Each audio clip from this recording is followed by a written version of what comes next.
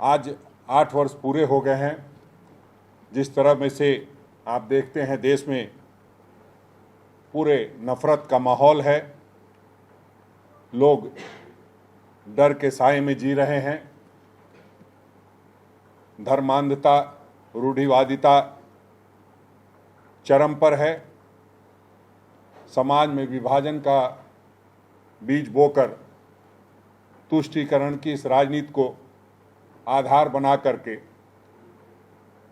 कहीं न कहीं भारतीय जनता पार्टी 24/7 चुनावी राजनीति में अपनी जगह तलाशती रहती है। चुनाव में अब तरक्की, विकास, सड़क, स्कूल, स्वास्थ्य केंद्र, रोजगार, खेती मुद्दे नहीं रह गए हैं। भाजपा जो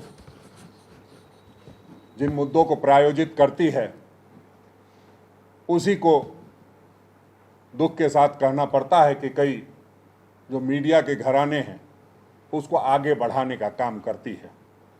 आप देखिए, चाहे श्मशान की बात हो, कब्रिस्तान की बात हो, बुलडोजर की बात हो, लाउड स्पीकर की बात हो, लगातार इस तरह की बात करके कहीं न कहीं नफरत फैलाकर और आस्था और धर्म की चाशनी चटाकर पूरे देश को गुमराह करने का प्रयास किया जाता है, ताकि जो लोग महंगाई की बात करें, जो लोग बेरोजगारी की बात करें, उनकी बात लोगों तक नहीं पहुंच सके, या यूं कहिए कि ये मुद्दा नहीं बन सके। जिस तरह से देश में आर्थिक असमानता बढ़ रही है, नतीजतन चोरी, लूट, डकैती, छिनतई जैसे घटनाओं में बढ़ोतरी हुई है।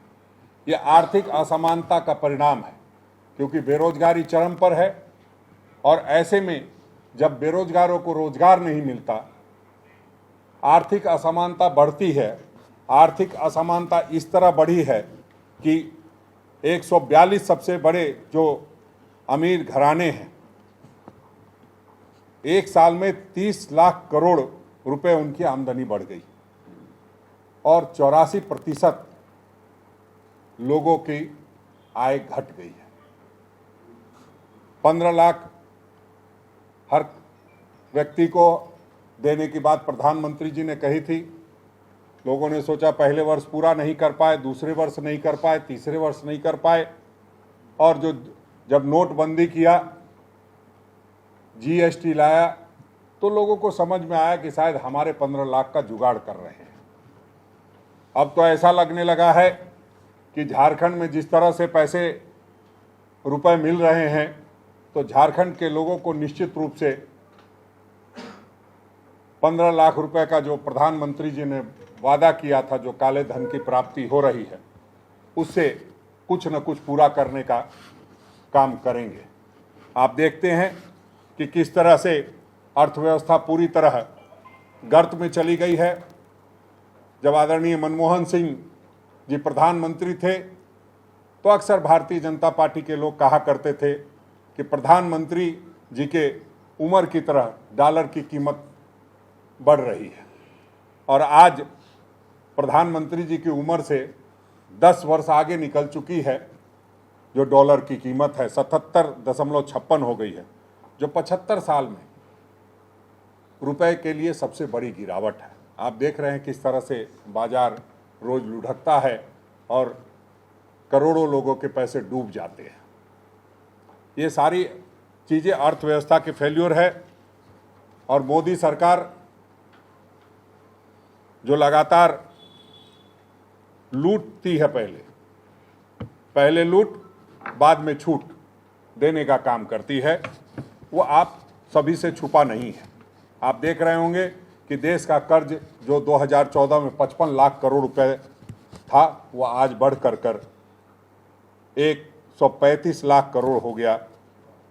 मोदी सरकार हर रोज 4000 करोड़ का कर्ज लेती है। देश के हर नागरिक पर आज 1 लाख रुपए का कर्ज है। जब पेट्रोल और डीजल में कमी की गई, तो सिलेंडर में भी इस तरह से मीडिया चैनलों को खबर दी गई मानो 200 रुपया हम सभी के लिए छूट है। बाद में पता चला जो उज्ज्वला योजना में जो लोग गैस नहीं ले पा रहे हैं उनको 200 रुपये की सब्सिडी दी जा रही है। तो किस तरह से आंख मिचौली का खेल चल रहा है वो किसी से छुपा नहीं है। जो 2014 में 71 रुपये लीटर पेट्रोल लेते थे वो आज 99 रुपया 84 पैसा हो गया है। जो बीच में 108 रुपया तक गया था और 9.5 रुपये की छूट की बात करके कहा गया कि बहुत छूट दी जा रही है। अब धीरे धीरे उसमें भी आपको बढ़ोतरी दिखाई देगी और 1-2 महीने के अंदर फिर से एक बार आपको पेट्रोल और डीजल की कीमतों में बढ़ोतरी दिखाई देगी। 56 रुपये डीजल मिलता था वो बीच में 102 रुपया हो गया था। बाद में प्रधानमंत्री जी ने अपना पीठ थपथपाया, अपना गाल बजाया और पूरे देश के जो भारतीय जनता पार्टी के साथी हैं उन लोगों ने अपना गाल बजाकर बताने का काम किया कि में पहले ही से रोजगार की कमी है, महिलाओं को रोजगार बहुत जगहों पर नहीं मिल पाता है और पिछले 4 महीने में अगर देखा जाए तो 25 लाख महिलाओं ने रोजगार खोने का काम किया है। ये मैं नहीं, CMI की रिपोर्ट कह रही है। देश में बेरोजगारी की दर 8% से अधिक है। सेनाओं में अगर सेना में देखा जाए तो 2,55,000 पद खाली हैं। निजी क्षेत्र में लघु एवं छोटे उद्योग तालाबंदी के कगार पर हैं। 2 करोड़ रोजगार हर साल जो प्रधानमंत्री जी या भारतीय जनता पार्टी के लोगों ने वादा करके कहा था कि हम रोजगार देंगे, वो आज रोजगार नहीं मिल पा रहा है और उसका दंश राज्यों को भी भुगतना पड़ रहा है। राज्यों को इसलिए भुगतना पड़ रहा है कि लगातार कोरोना के बाद और ज़्यादा संख्या में युवाओं जो थे जो बाहर नौकरी करते थे, प्राइवेट कंपनीज में नौकरी करते थे, प्राइवेट कंपनी बंद होने के कारण वो सब अपने अपने घरों को आ गए हैं और झारखंड में वो रोजगार चाहते हैं। निश्चित रूप से जब आर्थिक तंगी होगी, देश की अर्थव्यवस्था का बुरा हाल होगा तो न इंडस्ट्री लगती है, न इंडस्ट्री में रोजगार मिल पाता है। तो इन सारी चीज़ों को हमने आपको बताया है। आप जानते हैं कि खेती में भी अगर आप देखेंगे तो किस तरह से खेती के उपकरण में भी GST लगाया गया। अब आज प्रधानमंत्री जी को कल एहसास हुआ है कि अभी जो महंगाई की मार है बहुत ज़्यादा पड़ी है, तो पहले उन्होंने पेट्रोल डीजल में छूट देकर प्रयास किया कि लोगों का विश्वास जीते। अब फिर से एक बार वो ये प्रयास कर रहे हैं कि जो खेती के उपकरण हैं उसके GST में 18 से 12% कर दे। लोगों को ये लगेगा कि 6% की कमी हुई। हमें ये लगता है कि किसानों के उपकरण पर आखिर GST क्यों लगाया जाता है। भारत किसान प्रधान देश है और 61.5% लोग किसानी और खेती पर निर्भर करते हैं। ऐसे में किसानों के उपकरण पर जो आप देखते हैं कि जिस तरह से अमेरिका में आप देखेंगे तो 95%, जापान में 70% के करीब लोग मशीनों से खेती करते हैं, जबकि हमारे यहाँ इसकी प्रतिशत बहुत नीचे है, बहुत बुरा हाल है।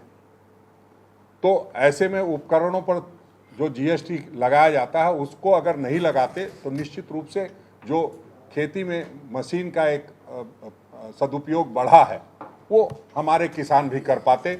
उसकी वजह से किसानों को दिक्कत आती है। आप देखते होंगे कि दलित और आदिवासी के लिए जो सब प्लान थे उन सबको खत्म कर दिया गया है।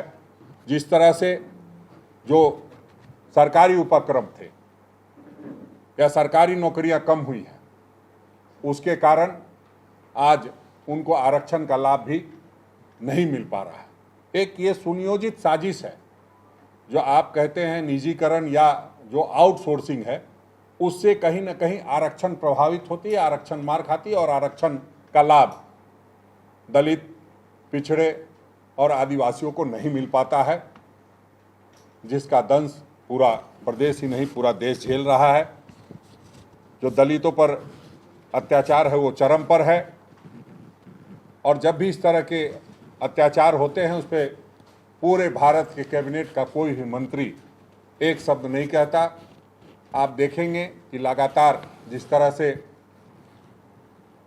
राज्य सरकार को अस्थिर करने के लिए रोज प्रेस कॉन्फ्रेंस होते हैं, लेकिन आदिवासियों के मुद्दे को लेकर के, दलितों के मुद्दे को लेकर के, पलायन के मुद्दे को लेकर के, जो किसानों की ज़रूरतें हैं उसके उन मुद्दों को लेकर के, जो आम व्यक्ति परेशान है उन लोगों के मुद्दे को लेकर के कभी Bharatiya Janata party press conference नहीं करती।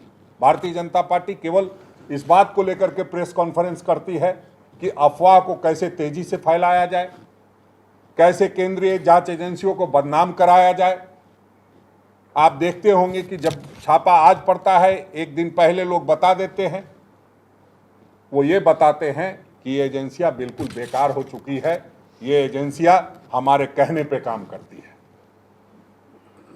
मैं ये नहीं कहता कि जो घटनाएं हो रही है, जो छापेमारी हो रही है वो गलत है, बिल्कुल होनी चाहिए। भ्रष्टाचार पर अंकुश तो लगना ही चाहिए, चाहे कितना भी बड़ा व्यक्ति क्यों नहीं हो। भ्रष्टाचार कतई और किसी भी स्तर पर हम बर्दाश्त नहीं करेंगे। लेकिन हमें दुख के साथ कहना पड़ता है कि ये क्या सिर्फ भाजपा गैर भाजपा शासित प्रदेशों में भ्रष्टाचार है? क्या आप अन्य प्रदेशों में जाते तो वहां आपको भ्रष्टाचार नहीं दिखाई देता है? क्या मध्य प्रदेश में भ्रष्टाचार नहीं है? क्या दिल्ली में भ्रष्टाचार नहीं है? क्या अन्य प्रदेशों में भ्रष्टाचार नहीं है? सिर्फ बंगाल, झारखंड, छत्तीसगढ़ और राजस्थान में भ्रष्टाचार है? तो हमें लगता है कि जिस तरह से एजेंसियां काम कर रही है, निश्चित रूप से एजेंसियों को भी एक बार सोचने की जरूरत है। तमाम जो संवैधानिक संस्थाएं, जो ऑटोनोमस बॉडी है, उसको ऑटोनोमी के तहत काम करने देना चाहिए। लगातार जिस तरह का छल प्रपंच किया जा रहा है वो किसी से छुपा नहीं है। आप जानते हैं किस तरह से लोगों को गुमराह करके, इन बातों पे भटका करके देश की सीमा पर चीन जो है अपना क्षेत्रफल फैला रहा है, उस पर कोई बात नहीं करता।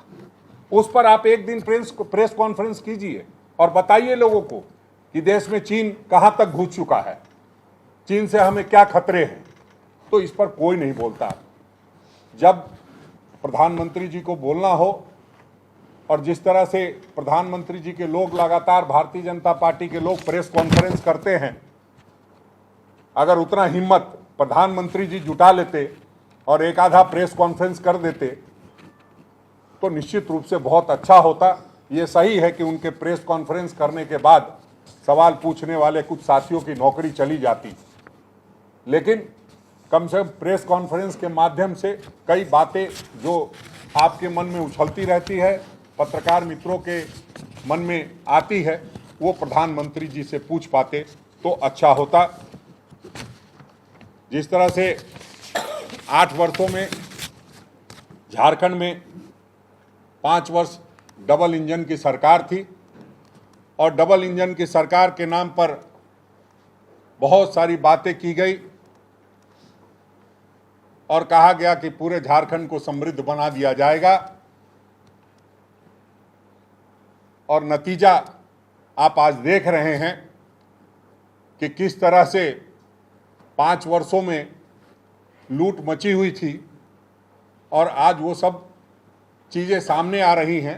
ये सही है कि ये हम लोगों का कार्यकाल है तो उसमें बहुत तरह की बातें लोग करते होंगे, लेकिन ये बात सच है कि भारतीय जनता पार्टी के कार्यकाल में भ्रष्टाचार चरम पर था, और केंद्र सरकार राज्य सरकार से मिल करके राज्य सरकार के पैसे को लूटने का काम कर रही थी।